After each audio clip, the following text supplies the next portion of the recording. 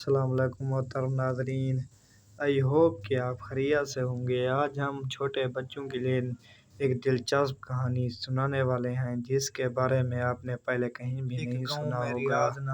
آئیے ہم اسی کی طرح کہانی کا آغاز کرتے ہیں۔ نہایت محنتی اور غریب ہوتا ہے، وہ دن بھر محنت مزدوری کرتا ہے، بڑی ہی مشکل سے وہ اپنے بچوں کا پیٹ پالتا ہے، لیکن قسمت اس پر مہربان نہیں ہوتی ہے۔ وہ جتنا ہی کام کرتا ہے گزارا بڑی مشکل سے ہوتا ہے۔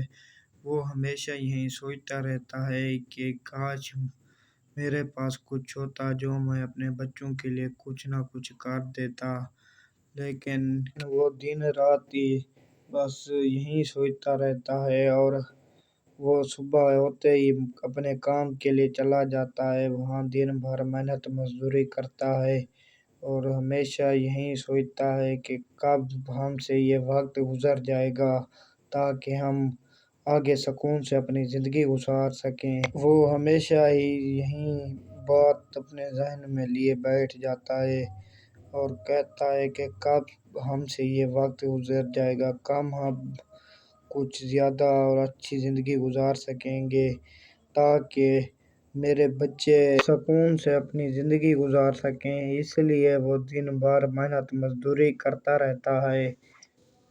ایک دن ریاض جنگل میں جاتا ہے لکڑیاں کاٹنے کے لیے۔ جیسے ہی وہاں پہ وہ لکڑیاں کاٹنے جاتا ہے، وہاں اسے جنگل میں داخل ہوتا ہے، وہاں اسے ایک بزرگ شخص نظر آتا ہے جو بہت ہی زخمی حالت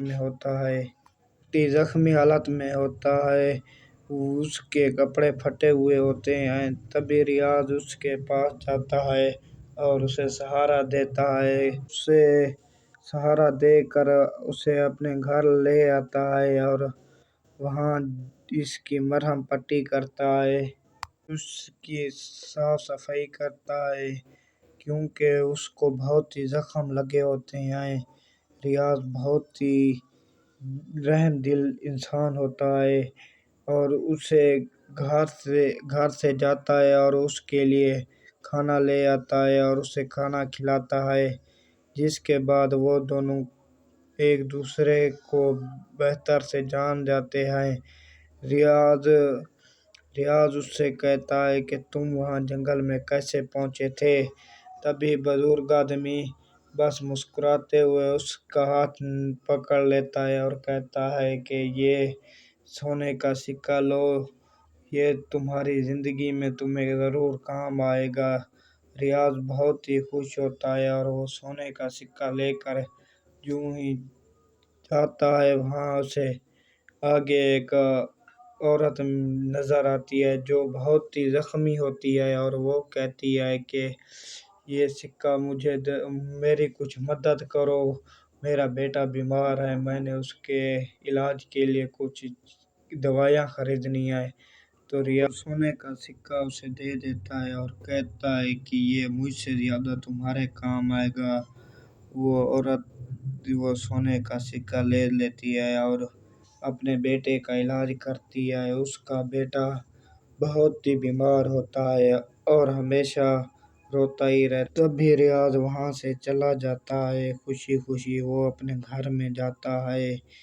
تو وہ اگلے دن کام کے لیے گھر سے باہر جاتا ہے تو دیکھتا ہے کہ وہی بزرگ شخص جس کی اس نے مدد کی تھی وہیں اس کے گھر کے سامنے کھڑا ہے اور اس نے اسے بلایا اور کہا کہ ریاض، میں تمہاری صرف ایمانداری دیکھ رہا تھا کہ تم کتنے ایماندار ہو، اس لیے میں نے تمہیں وہ سونے کا سکہ دیا جو تم نے فضول خرچ نہیں کیا بلکہ کسی کی مدد کی، جس سے میں بہت ہی خوش ہوا ہوں۔ اس لیے میں تمہیں اپنے دربار میں تمہیں ایک سپاہی کا عہدہ دیتا ہوں، تم وہاں نوکری کرو۔ تو وہ اس دن کے بعد ریاض بہت ہی خوشی اپنی زندگی گزار رہتا ہے۔ اس کہانی کا مقصد یہ ہے کہ ہماری نیکی کبھی بھی ضائع نہیں جاتی، کسی نہ کسی صورت میں ہمارے آگے ضرور ہی آ جاتی ہے۔ آئی ہوپ کہ آپ کو ہماری یہ کہانی پسند آئی ہوگی۔